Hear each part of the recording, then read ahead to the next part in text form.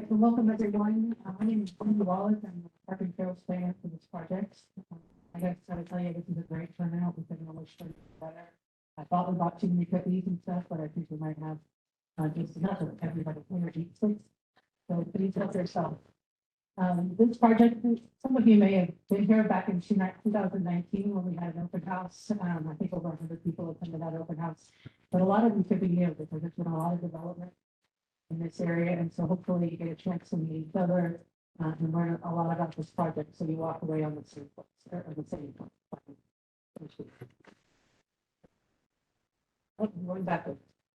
Right, so to start off, excuse me, just a couple of notes. For this meeting is being recorded. It's a hybrid meeting, so it's both online. If you know someone who's attended this meeting or couldn't attend this meeting but wanted to, please let them know that we're going to post the minutes of the meeting. I'm sorry, we're going to post a recording of this meeting online within the next week or so. So you can go to the park development website for Curtin Creek Community Park and find that recording there, and they can watch all in action. Virtual guests, I'm going to speak to you next.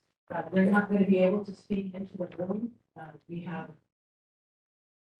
about that ability, but if you have any comments or questions that you want to ask, please go ahead and use the chat feature in WebEx. Type your question in there, and then you will come back into the room. Again, all right, so we're going to take us through the agenda really quick and then get moving. We're going to start with some introductions, talk about park information, review of the project, about where we've been and where we made it to. And review the plan improvements project, look at our phasing plan for development. I'll give you a little tour of play area design, talk about next steps, how we're going to get this park ready for you to use, and then very end. Let me go backwards. All right, so as I said, my name is Lindy Wallace. I'm park and trails planner for the project, but I'm not the project manager. Scott Sawyer is our capital project manager from Clark County Public Works project management. And if you were here in 2019, you probably would use Scott. It's been on this project that you follow. So feel free to say hi to him. Chris Robertson, I'm sorry, yeah, Chris Robertson is here. Oh, way over there. He is the project designer for Rocks Engineering, the lead consultant on the project. It's also been really tied to it since 2019 and helps us develop the original master plan. Amy Shannon and Keely McLaughlin are with us. Keely's here, Keely's in the back. And they're with our communications. Keely running the online meeting, and Keely is the communications manager. David Stipe and Rocky Houston are here with our planning, Parks and Advanced Group, which is what I'm a part of. David's right here. He's our planning and development manager, otherwise known as my supervisor. And Rocky is back there on the SNAP committee. He's our division. All right, so I'm going to go through a little bit of park information. Some of this you might not be interested in, but I'm going to do it anyway. We found that some other open houses and people are a little bit confused about just what is a neighborhood park, which is what is the community center. So let's start out at the same place. We're all on the same page. Our park system has a classification plan. Introduction. I should acknowledge that Jim counts in here. That comes from our park advisory board and also Teresa Meyer. And Juanita Rogers, landscape architect with the Fitz Video land design. So she's helped us a great deal as well. All right, so our park system has a classification system that's defined in our park recreation and open space plan. It's about an inch and a half big document that we update every 6 years. The comprehensive look at our park system. That classification system defines what a community park is, neighborhood park, regional park, and so on. A community park is typically about 20 acres, so 100 acres size.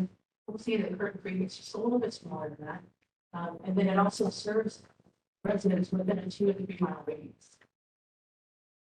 Community parks and like neighborhood parks might include sports fields, skate parks, playing parks. They'll have larger play areas that are designed to bring more people to a park unless they have parking. Some other examples of the parks that you might love that are close to here Not too far, our pockets and meadows, maybe part of the civic, maybe, or maybe not, she should have. All right, so a little bit about the park property. The park is located just east of Vancouver Fire District Station number 7, towards its entrance.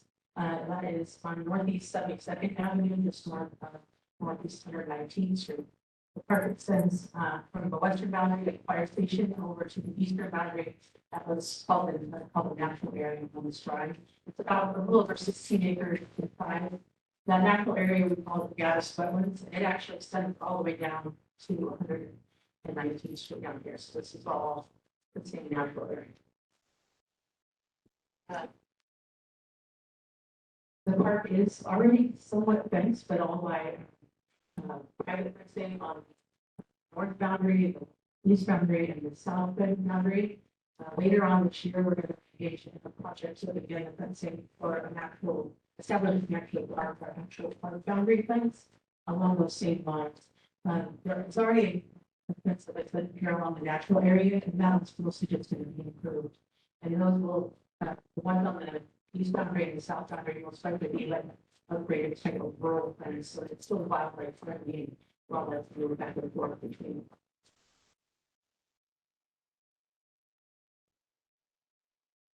All right, so here's a little bit of project history. Way back in 2005, voters approved the Metropolitan Park District levy. That provided dedicated funding for the acquisition and construction and development of 35 new parks. Curtin Creek is one of those community parks. That's what the last month. In 2019, Public Works and Parks began the public engagement process to develop a master plan for the park. We had, like I said earlier, we had an open house here at Prairie High School. Over 100 people attended. There's also an online survey, information, data feedback, and then there were individual stakeholder meetings with different sports clubs to kind of identify what those recreational athletic sports needs were for the community. In June of 2021, I believe, the Park Advisory Board made the recommendations to approve the master plan, and before that could go to council, yes, and the project was put on in 2021. However, in it was February of 2021, no, June of 2020. The Park County Council adopted that master plan. I'll show it to you here in a second. In early 2022 and 2021, we started project design. When we went through the 30% and 60% progress of the progress steps in design and review. And in that 60% set, we got that, realized what we had suspicions about, that we were going to be over budget for the project, and we were substantially over budget. So Park Land put a file over projects so we could stop and figure out if we remove elements from this. We don't really want to remove elements from this, so we're going to figure out how to develop a phasing plan so we can eventually construct all of the elements in that master plan. So that's what we've been working on since 2023. And right, all right, one more boring slide. Okay, so the park is funded through a combination of funding resources. The first is from park impact fees, which we call $50.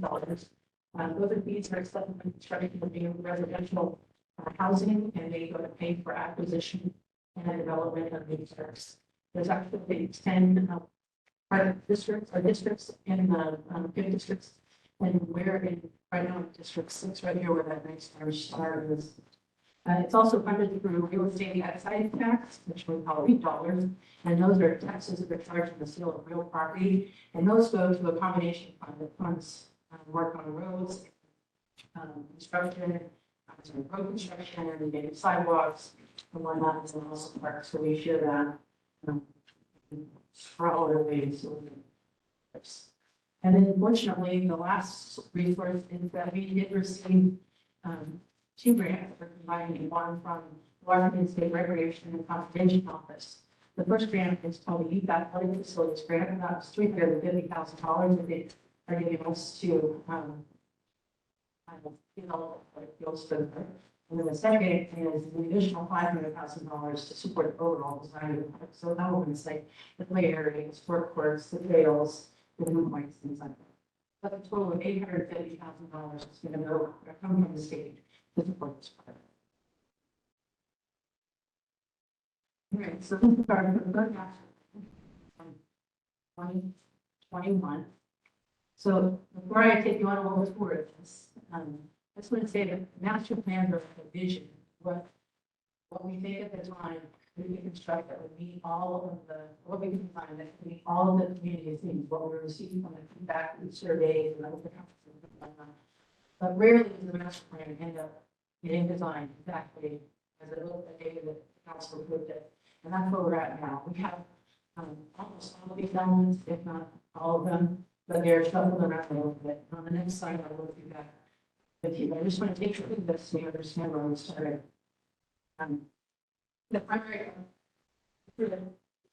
entrance is off of 72nd Avenue here. You come up to 72nd Avenue. You come in and you have this nice large parking area. And to the north, you have two sport courts. This one here, number 4, if you can see it, was a combination tennis and pickleball court. And number 5 is a combination basketball and futsal court. Then you come to 2 athletic fields. The large one is going to be a grass rugby field. And the one here, number 2, at the bottom on the south end, is a combination of soccer and a rugby field. This was and it's a synthetic field from the field. This 95 area that separates the 2 fields, so you can have room to stage and sit, watch the game that takes place. As you move further east, you come across the play area that is assigned for the project. So it has major play elements, play area here, and then you have a restroom building that serves these athletic courts and also the rest of the park, and then a large picnic shelter here. The trails extend out with nice circulation towards the east, towards the wetlands, and then there's 2 viewpoints. I think it's 15, this one and this one. Look out into the wetland, and a second smaller picnic shelter here. Here in the northern region.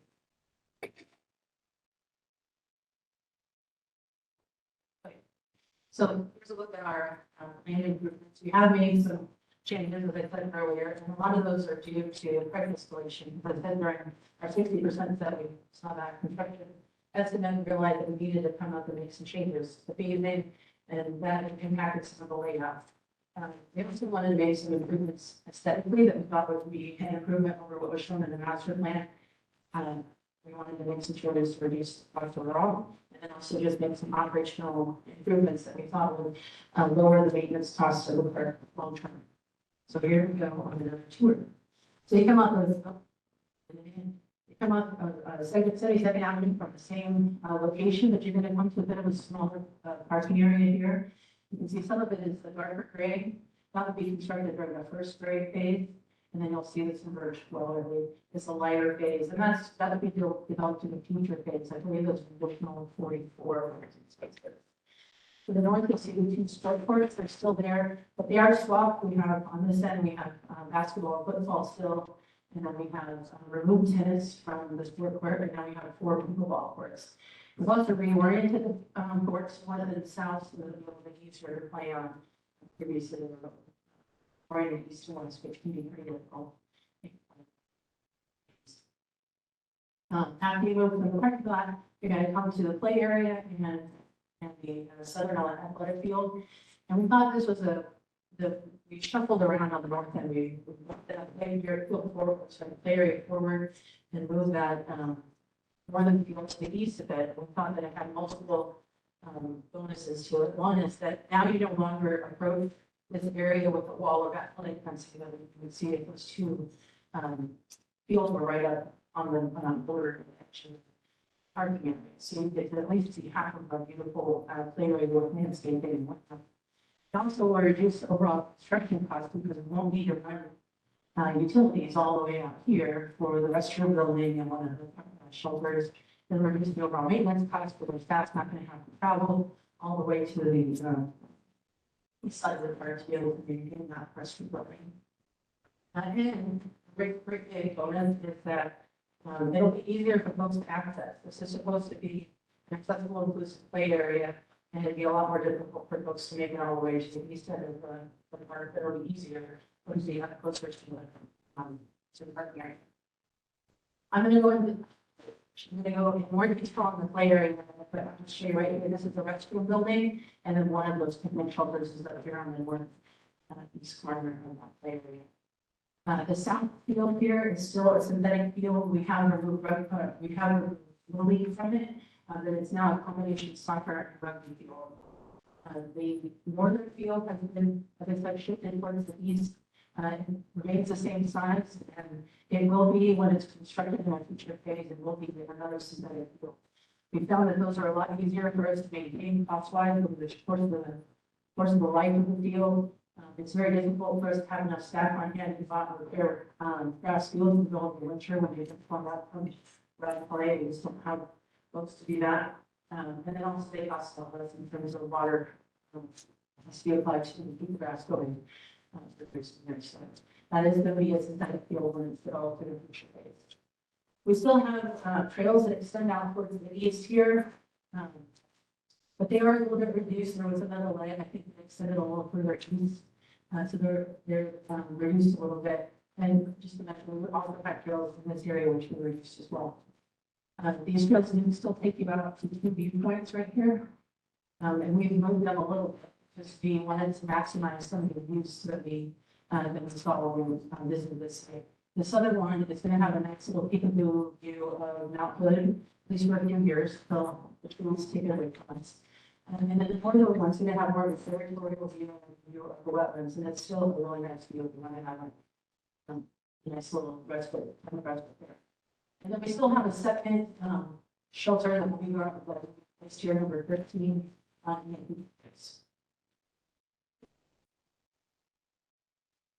So we'll go on to our phase. I want to mention that we're still in the middle of design. So we still don't know 100% sure that this is what we're going to be able to construct in phase 1, but we are going to make every effort we can to meet what we're saying we're going to try to do today. We're subject to the bidding environment and this competing price escalation, but we're going to do our best. And rather than read everything on the beer again, that I've already read a lot to you already, I'm just going to say that phase 1 includes everything except for this northern field here, those 44 parking spaces over in front of the area, and then that finish. It also does not include lighting on the south field or at the sport courts. That could be added in a future phase. The infrastructure for that lighting system or the bases and the conduit will be installed with phase 1 or some intent. The actual lighting system would be installed until a future phase. And so this is the future phase drawing, and really, the only thing that's changed is we have the second synthetic turn field, we have the covered picnic area, and we have those additional 44 or so. And then in the future phase funding, we would have the lighting system installed. All right, so the play area. In 2019, with the master plan development, there was a lot of survey feedback from the open house from the survey where folks were really interested in the natural play element. That's been a big theme across a lot of different master plans that we've been working on, or different park designs that we've been saying after that. So people are really interested back there, still interested in it today.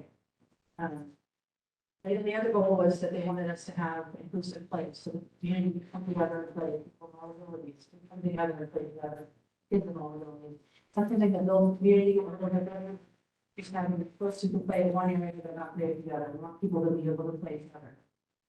And then we established we wanted to have inclusive play area as one of our primary goals, but we also wanted to celebrate Curtin Creek, and that is wetlands and what these two areas too. The plants and birds and other animals you might see there. So we try to bring that theme forward into the play area. And so we selected a permanent for the area. And there's a couple of ways that we will make home. The first is that down here at number 13, where it is, we have a scatter, so we have a colorful purpose, climate, since I mentioned about images of different types of birds, in and out of wetlands or in that area, those would be moving birds, primarily that you would see seasonally or year round. They'll have images and possibly some information about them, and also have scavenger into it, component to it, where it'll have footprints of those birds. And then we're going to take those footprints, the same footprints, and we're going to hide them in the concrete pattern. The anger around the layers. We also, we're going to have a big thing, all now, sculpture, or related sculpture, some kind of sort of out of it. But it's going to be up here towards the center. And I will say, people out with the party look at some of the inland boards, but that'll come here next, and you'll see a little bit more around the state and tour. The primary entry point that we're looking for the play area is to come across this footbridge here that crosses across the dry creek that is kind of meanders up the western border of the play area. At the top of the dry creek bed area, here at number 2, we have a sand and water play area. We have an acceptable water table, and it's going to pump water in that water table, and we're told that it's still over. And then it comes back for the kids to play and to sand. To the gentleman next to that, and this kind of energy area here, this is kind of for your kids. We have a combination of balancing logs, step climbers, and then right now on the stage, there's a birdhouse climber, and that's pretty cool. We're staying out. Up at the north, west corner, you have a little slope. If you've been to any other community parks at Vancouver, a lot of times you'll see these little hill slopes. They're a lot of fun for kids to play on. Ours is going to have multiple ways to get to the top. It's going to have a climbing a log ladder that makes it to the top, a climbing rope, and then some natural stone steps or boulders, some sort of scramble methods to the top. It will also have this magnetic central path, so you'll really and then when you're at the top, when you get down, you're going to have a nice extra wide slide, so you can slide down next to your friend all the way to the bottom. Or if you plan ahead and you're buying your old Amazon box or your chewy box, you can sit on it and you can slide down that synthetic surface with footgrass and then to the bottom as well, which helps those in your life these days. On top of that, we have the sandcrafting area that has some formal picnic area until number 15. And then I was we have a shelter here. That's the area. Number 5, I think we need to 6. So that's a universal carousel, so you can get yourself to the arm. And then across from that, we have this weird looking garden ball right here that we call a crab trap. It's more of a traditional piece of play equipment. You can put a lot of kids on at one time. Kids of all abilities to play on it, either places to play off of the ground or surface level, with ways to get to the top, might potentially have a slide. We have that kind of invitation for that piece of equipment now, but it is pretty exciting to do it. Here at number 7, we have the Florida Bay swing, still popular since 1955. 3 different types of swings. We'll have some power swings, some would you swing before 1965 and how with it? 3 different types of swings. So power swings, the original bell swings, and then also they would all swim together. And then finally we have 2 that playlists. It's number 11 and number 10. I'll show you that is on the next one. Area. These are more imagination. These are imagination image, kind of a general sculpture that looks like a modern bird nest. I'll show you on the next screen, but you can get in there for 10 years. I have bird, you can get over with your parents, your toads or your neighbors or whatnot. And one of them, I think it's this one, is a little bit taller than the other, so you can actually climb into it, whereas the other one's a little bit lower and more accessible. One more look at this is the rest of the one, and it will feature, I think. All right, so here are the 3 pictures that we like. So we got the first row is the play slope, which you saw in the northwest corner. Here you can see these are examples. These are not the things that we're seen for sure, but they're examples of what we hope to be able to incorporate. So here we have an extra wide slide, a long ladder. They will make your way up the rope climber. And then just an example of this experiment stones or natural stone stairs with the top. And sand and water play area that was the top of the dry creek bed, was examples here of that, and there's a water pump. The smaller kids area items are numbers 3, 4, and 5. And here we have the balancing rods and stepping columns that they connected together. And also, here's that birdhouse climber I was talking about. It's kind of cool. I think you can climb through that hole in your air and short enough. And then also you can climb up the side of it for that open space at the top of the triangle. Do you get a little bit next to that first? Here's an example of what a dry creek footbridge might be. I can dry creek footbridge there's another dry creek, but it's large, tiny, and boulders and rocks, so they move things around, so they're pretending they're castles or my son right there is a great imagination, and he didn't send finish your boulder, but they've also been a double as a stormwater retention facility, because we have to confront that to handle the stormwater that will fall through the construction of the play. First, they will be able to better with that. Examples of that in my neighborhood. Some examples of the twin, the 3 different twin types. This is the universal carousel. This is non-ball, what I said. This is the crab trap. More traditional type of play equipment. You get a little bit of height here, so you like to have a little bit of risk with your play. So if you can climb up to the top, you like to go fall to the ground. And we also have a lot of play homes that you can get to here on the ground as well. And in the bottom left corner, we have the 2 bird nests that I talked about. I don't forget to put it on straw or keep that stock, but I'm not sure yet, but hopefully you'll be able to figure that out somewhere. But this is one that you can climb into where there's too much more accessible. This is an example of a brick sculpture, not the way you're going to see in the park. Just an example. And this is an example of what that bird trap scattered the front sign might look like. All right, next steps. So how are we going to get this? The first thing is that we're going to do is we're going to put Scott and Chris's noses to the grindstone, and we are going to get the design complete this year. We're going to make it through permitting. Next year, we're going to bid this. We're going to cross our fingers, and we're going to get favorable bids, and we're going to award that contract in early 2025. We'll begin construction in spring of 2025. We hope to complete it by the end of 2025. We think that's plenty of time to do that. But since we're planting in the wet season, we're going to need a little time for parks to get a handle on the park and get it ready for folks to come visit with us. And so that park is, we plan to open it in spring of 2026. And I'm going to go ahead and move around here to the next priority.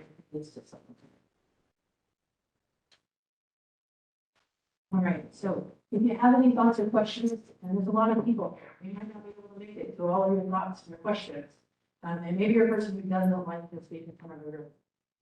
Feel free to drop his email address down or pick up one of the comment cards that might be here where you're sitting.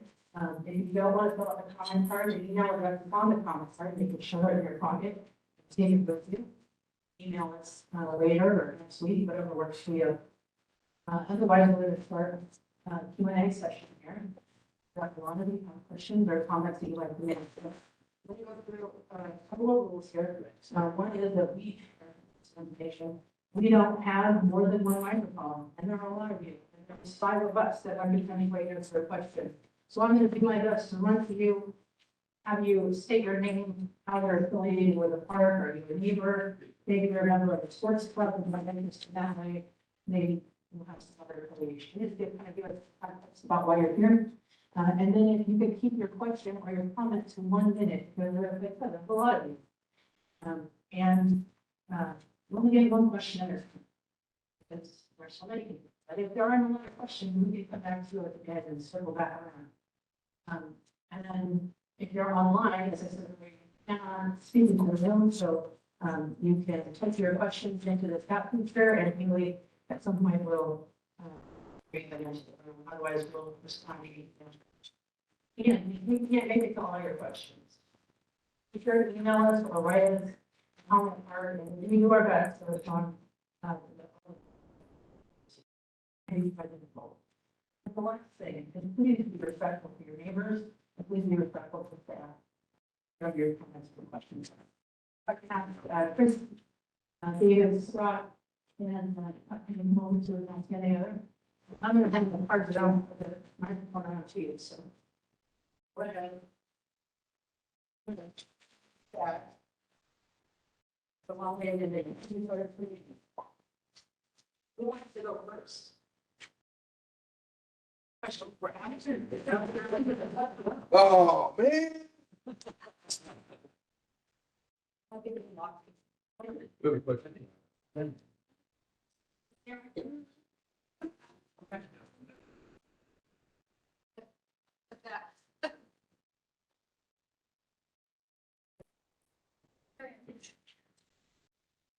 mean, it's Tracy question and we live very close to them.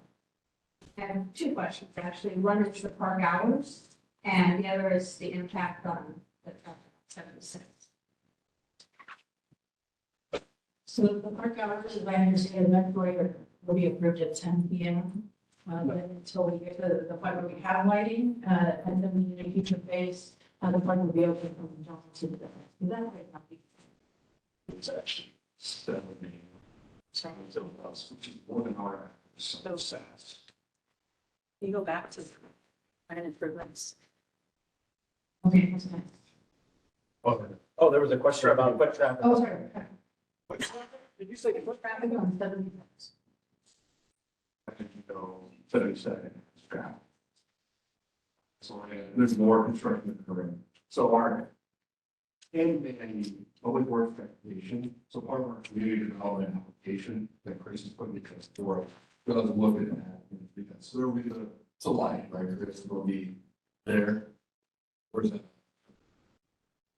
there's no signal? No, it's signal. That's important. But, and I'm struggling here all of a sudden. You're all looking at me. But if you are working short community development, is make sure that the traffic standards are being met. There is going to be additional traffic. If you live in a park plant, for more than the last 5 years, people just keep coming here because we've got such great parks. It's an ongoing issue we're working with. I know there is a project on 72nd in the future that this gentleman knows something about. Yeah. So in addition to supporting parks, my main role, main president is the capital program. So one of the things you're going to see is a new capital project on 72nd. Why did I use Florida? Forgetting, I'm not sure how far north it goes, but it will definitely keep here. And so we'll be bringing it up to standard. So you're going to see sidewalk. You're going to see things like that. So to show that the additional traffic that's occurring is not going to result in a level of service. And we found that it's not. And not everybody goes to the park at one time. That makes sense. What about the speed though? That's like 50 miles an hour. This point it is, but I can tell you, it will change, but eventually it's going to change for the future use. So for example, as development continues, that's when they look at the need for changing the speed. You have more people pulling out. It's a message. So the rural roads, 50 miles an hour. If you start urbanites, then you start breaking it down. Okay.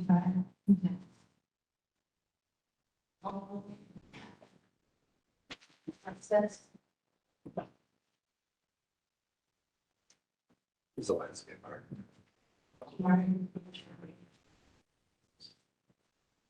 So my name is Scott Orchard, I'm a neighbor to the north of the area. Couple questions. One is, where is the water going to come from to irrigate all of this landscape? And the other relation to this, it seems like things expanded, like we did south of 119. I would imagine you're going to widen it and do the same thing we did all the way up. What's the plan that county can widen the road? Like, sidewalk in and barrel out. So So a bit more about that. So yeah, so the capital plan, that I'm about, the fixed-year plan. That's dynamic from. For how far it goes. Eventually, it is planned to go to Title II. But the next slide, we're working on that now. We're moving so it doesn't go that far. We're moving way through this, right? But that is the plan. What's the other question? Yeah. And so the water at this point is planning from 72nd and we're from 237. And then we'll be creating see where the drive is. The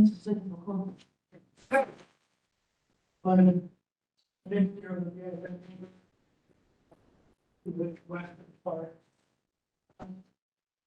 They all go 72nd has. That time of the day. Time for the hard. So I know that. There's one observation. If black building put it in the south, and so the interest, like it says. Right on one side. What's going to be the church, north of the tabernacle. Because something below, and say it's all. Under the road, and your entrance is just one lane in, one lane out. Okay, so left turn with flood up everyone. Seems like the door traffic is full, but not through the well.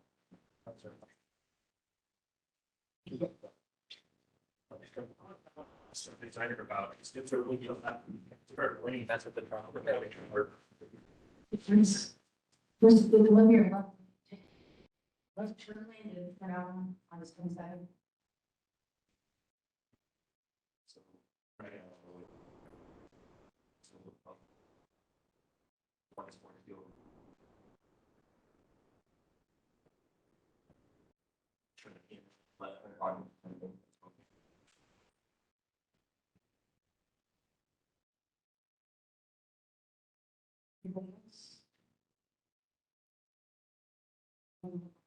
I'm sure they're wonderful place.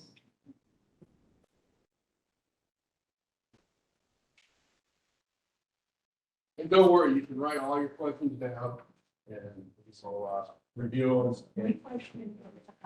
My name was Austin.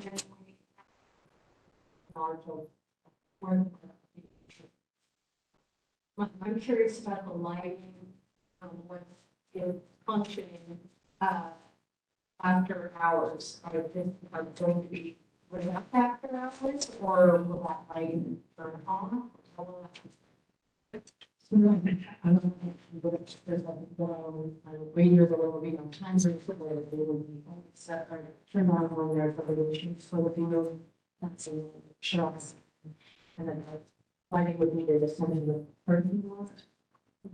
And it's a little straight back.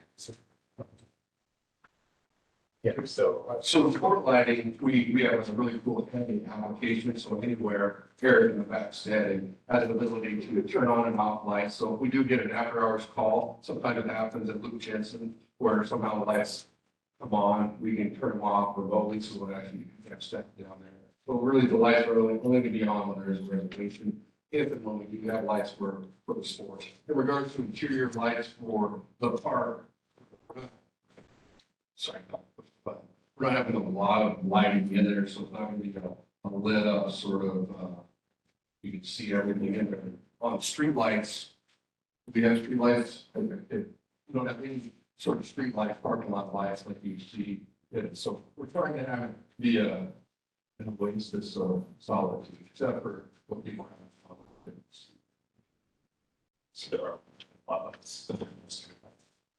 So the parking lot lights typically, they'll say if and when it's kind of where the athletic fields get the we're used. So they're parking lots on, and so everybody part of it. And then the timers and the setting to allow that to be dim, just to allow find some security, so it's not the organization going for it. And the new LEDs are all down forcing, so they're not like. That's a lot of lighting, parking lot lighting, strip lighting is all LED, so it's LED shielded. It's off immediately. On there, so you can see it, like if you were saying a couple hundred feet, you can see it, but you couldn't. Find the line. So,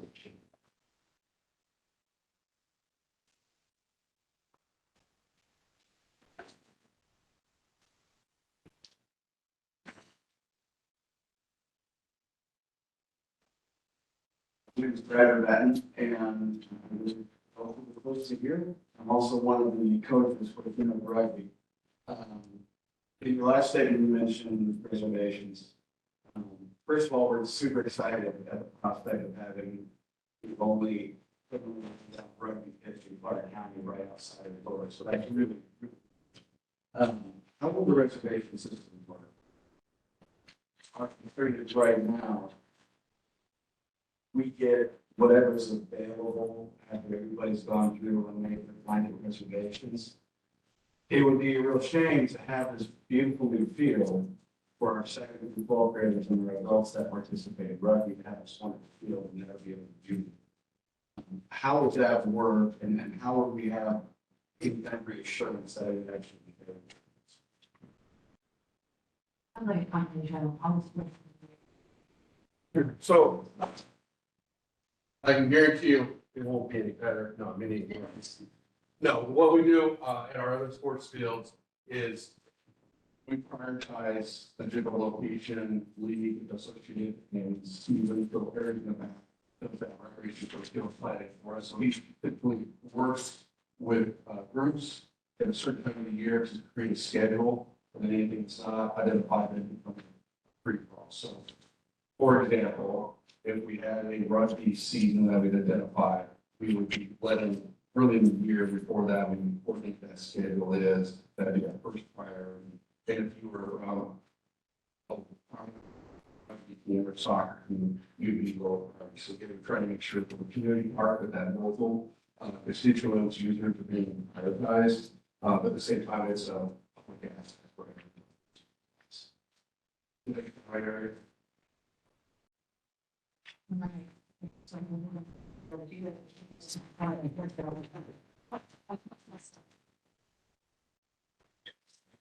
John Fletcher, I'm involved with our local rugby community. I've got some questions about the fields. Not sure if my eyes are deceiving, but the picture number 8 looks a little bit smaller than the grass field. That's good. I believe they are a little bit different in size. I understand that group soccer rugby field size is both Pretty large that. He's asking about the different sizes of the fields. The grass. Only grass field, the one that's called the right. The synthetic field is part of baby one on the top there, number 8. That's size based on the dimension that you provided me years ago over the soccer. So both of those people know soccer. Gotcha. Just looks smaller looking. To get it a little bit smaller because the overall field dimension is strictly a right. So if it was over the soccer on field 10, it would be smaller. So you have a lot of flexibility in standards of the right field. That actually field would make that swallow the side of this. We have the extra students that occur as well. So we're kind of it's just very fun. We can always make it smaller. I just want to, make sure that I heard you mention that north field is a grass field, there will be some that occur. So, And I correct. So, whole field will be synthetic curve, in parts. It's just simply a maintenance, issue, it's a capacity issue. We want to extend the useful season for these fields. That's the best for us. So it's 20 feet longer, otherwise the other the width. the width, and according to our diagrams here. Jared, So my question is, since the original, outlay will be for the one synthetic field, the land will be available on the other field in between, or will we not be able to use that for transfer or anything else we can use? And not necessarily on our field ditch, but it's something that we have accessible between the time when the first field's built and the second field's built. 'Cause it sounds like that's a second phase, that field, right? It won't be to a field standard, so it'll be a grassy knoll, it won't be a big pool. So It won't be irrigated. yeah. It won't necessarily be graded, because that's a significant expense, and it won't be maintained. It'll be native turf that we mow occasionally, not weekly. So You should have like more than. I'm not quite sure how, we mow maybe our natural, our natural grass fields, we mow more obviously in the spring than we do in the fall. And then we do a fall, what we call fire mowing, to cut down on sort of the fire behavior by dry grass too. But it will not be maintained as a multi-purpose field. Probably mowed every 2 weeks until 4th of July. It's be once or twice in the summer. Maybe one in one area. Just kind of a question, your part said tonight. In regards to the sport courts, was there any consideration to having them covered, just being that we are, you know, and, both the basketball and the football courts, being able to use those year round? There's a phase when at some point, if that's considered.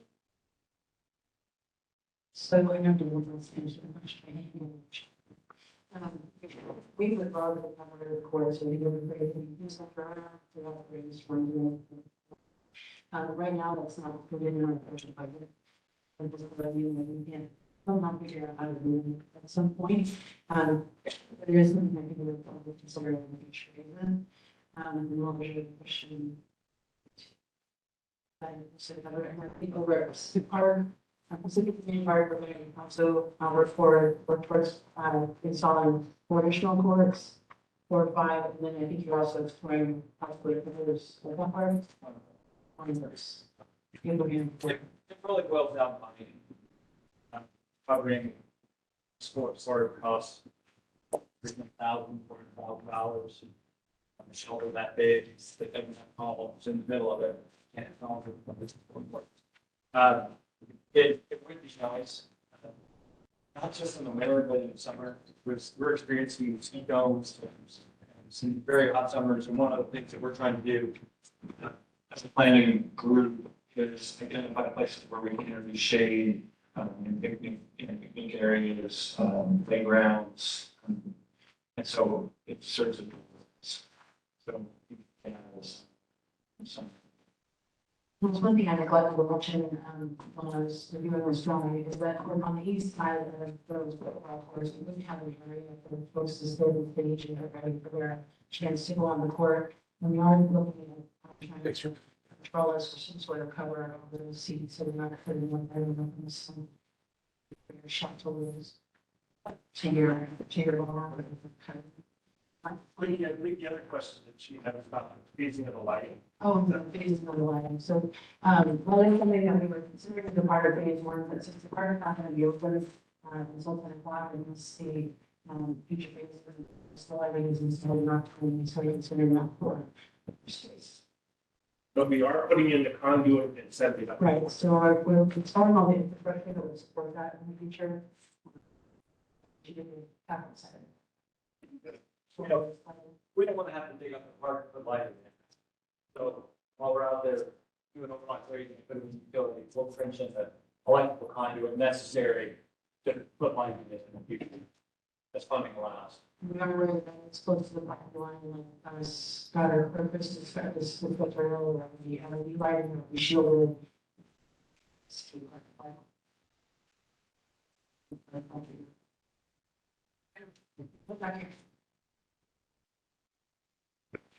Hi, Caroline Flyer, which rugby, I coach our littlest, so first through sixth grade. Seems like an obvious question, but how big are the next troops? Like, are we gonna have like a four thing, kind of like a short, or, you know, when you have littles, you have to consider these. I think it's important that the forestall on the stream below the drinking drum, and we haven't really had any other of our students in this, but we'll have shading stations and all this one or two, so. They're universal, right? Single. Yeah, it was an universal, but a couple of them at least 12 shading. Anybody any of those?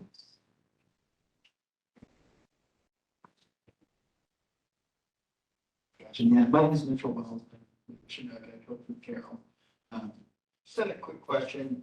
The NFL and a lot of professional sports leagues are moving towards natural grass because of the amount of injuries that happen. I recognize the confidence in the system.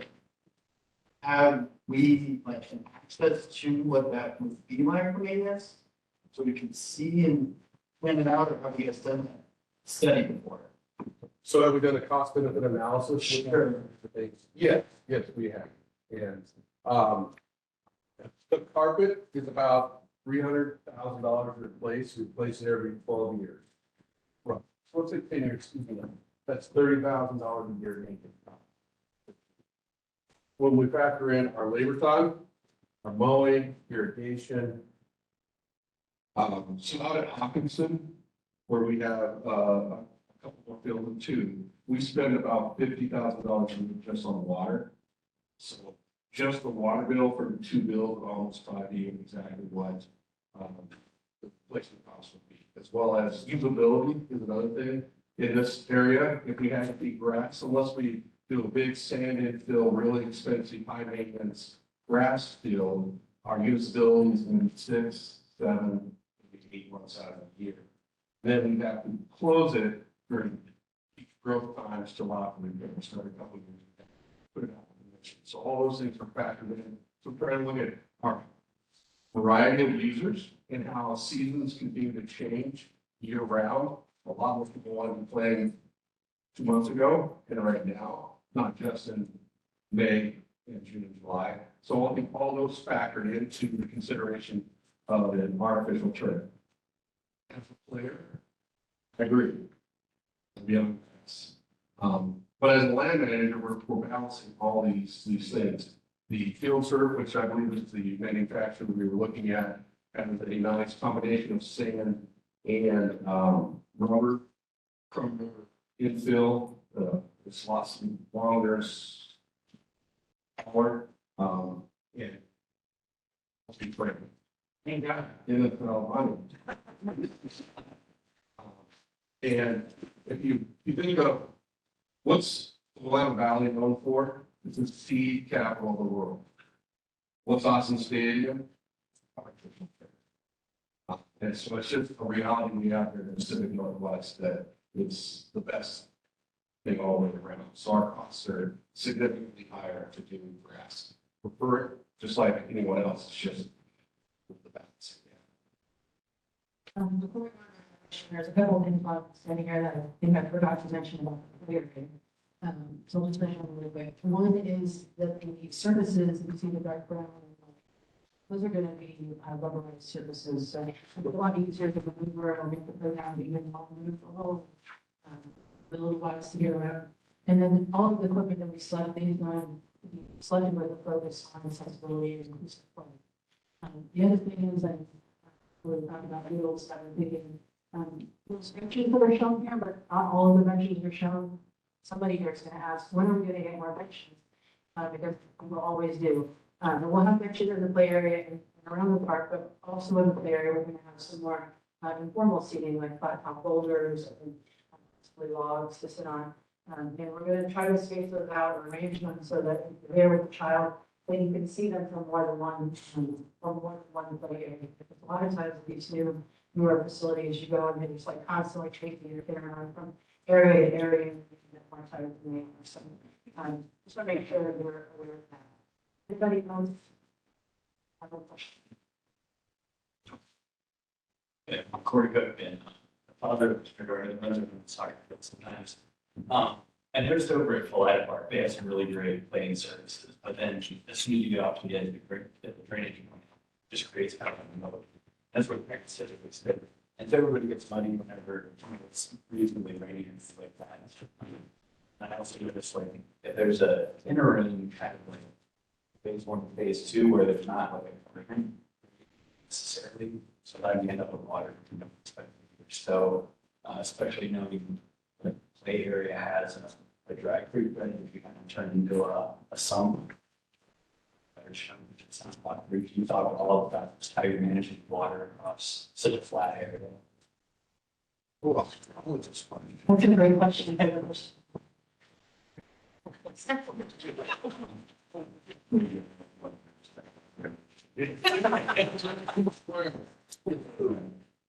So, question of where to set up soccer for 11 years. So I think there are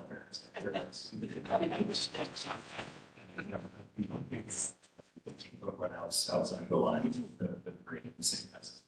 So, this case, we don't have like additional have a walking crew get to the field. So if it's done properly, that or shouldn't be very much. The dry creek bed is going to be a thing to strike a balance between something that is fun, but like really trying sort of something that always brings functional. So the site actually infiltrates, believe it or not, even though it is. So all the water is going to go into the ground. So they're going to be able to kind of spread it out and then all run to the end of the line. And get one spot. So as it's spread out, it's distributed, those systems tend to work a little bit better. Did that answer your question? Yeah, and just like between phase 1 and phase 2, is that higher where you're going to be developing the second field? Like, does it have an interim grading plan so water doesn't go crazy between phase 1 and 2? Yeah, as it's been figured out, I think the balance between phase 1 and phase 2 is different. All that information material to be all opportunities, so you can later. Sorry, for later, we end up with 15 boxes in the attic, and you don't know what's the stuff report you're declared.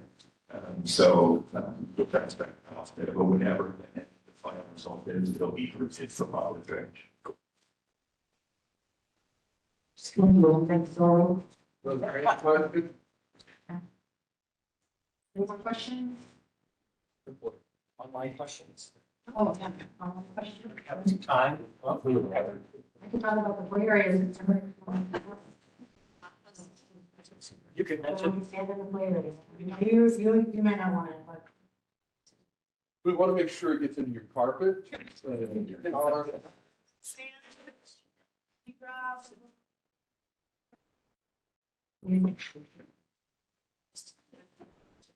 We can use a special kind of sand, really a different type of sand, so we can get it. Kinetic sands. It's, no, there's like, there is different sands that sometimes doesn't move as much or it doesn't. Russell.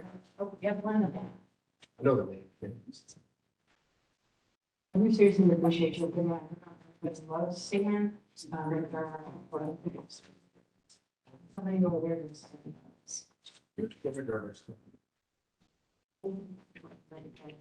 So I have two questions. The first is, there's this wetland on the other side of the river, and that's not whatsoever.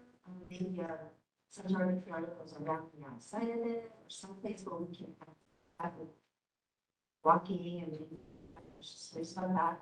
And then another question, concern about it, curious about is, there's only one entrance to the front, there's no access no church or even the other, that's considered nice land, but is there just or anywhere to get to it?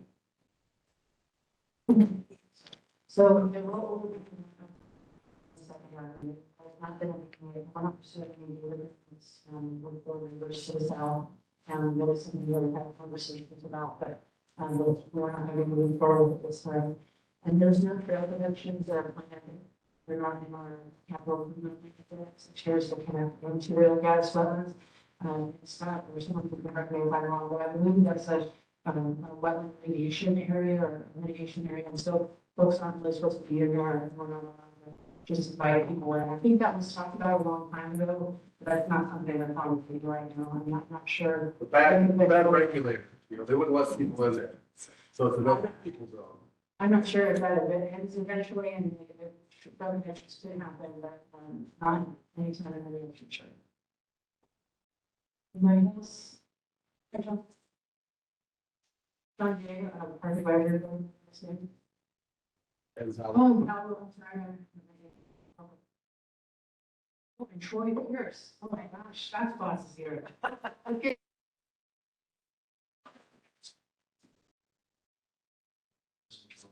My neighbor. Mutual park.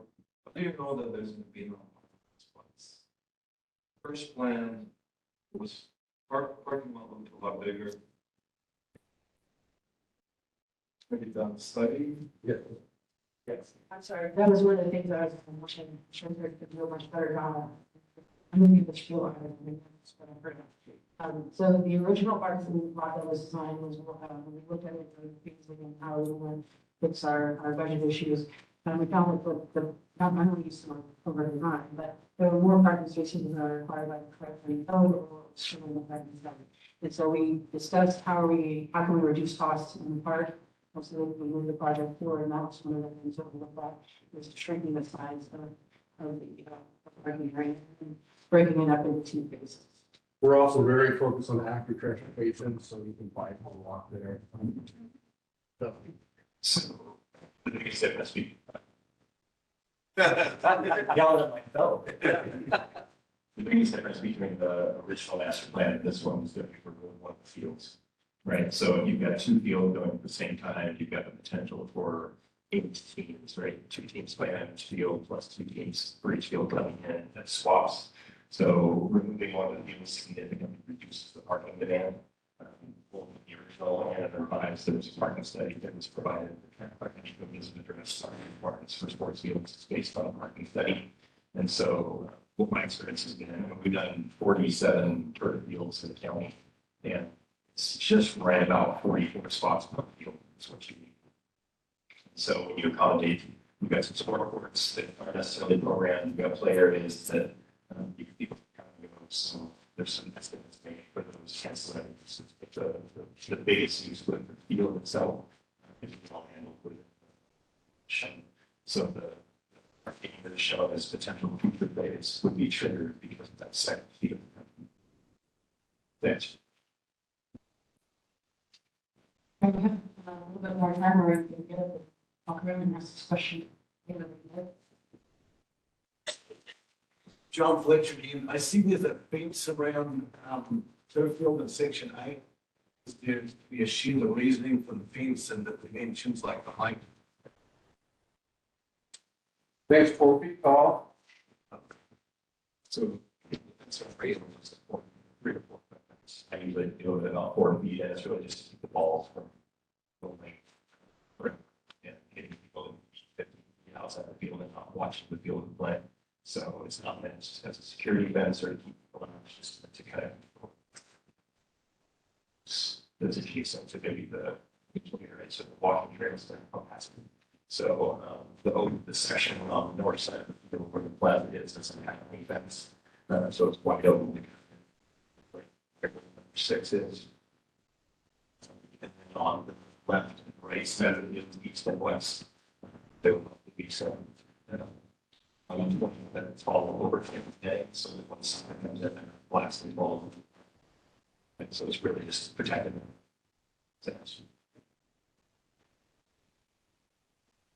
Anybody else? We have the room for a little bit longer, so if you guys, we don't have any more questions here, we can go ahead and stop this Q&A section. I'll But anybody have any last questions, you can still, we'll still be around, you can still ask questions, you can call me afterwards if you like. Nobody? All right, so I just want to thank everyone for coming. It's been a pleasure to be here with you. We're really happy to see so many people be excited about this project and share their positive views and concerns and all that. I hope we've been able to answer all of your questions again. If you have it, please leave us with a comment, or you can leave with any of the people deciding up here or with Erica, and make sure that, we'll make sure we get them to me. We'll do our best to answer you. If you put your email address on there, we'll try to email you the response. Or if you don't have email, you can put your phone number on there and make sure I can get you a call. And also, there's a lot of young people in this room, and I think that's remarkable that you're here, and I have to share why you're here, and I think it's great that we're here. So please keep coming to these meetings, take place, or take part in the, learn more about your public. I want to thank everybody who was here to help us with the presentation and all of our staff that support us as well. There's most likely a lot of food left in the back. Shove those cookies in your pocket as you walk out and enjoy. We'll see you again spring the 4th. All right, thank you.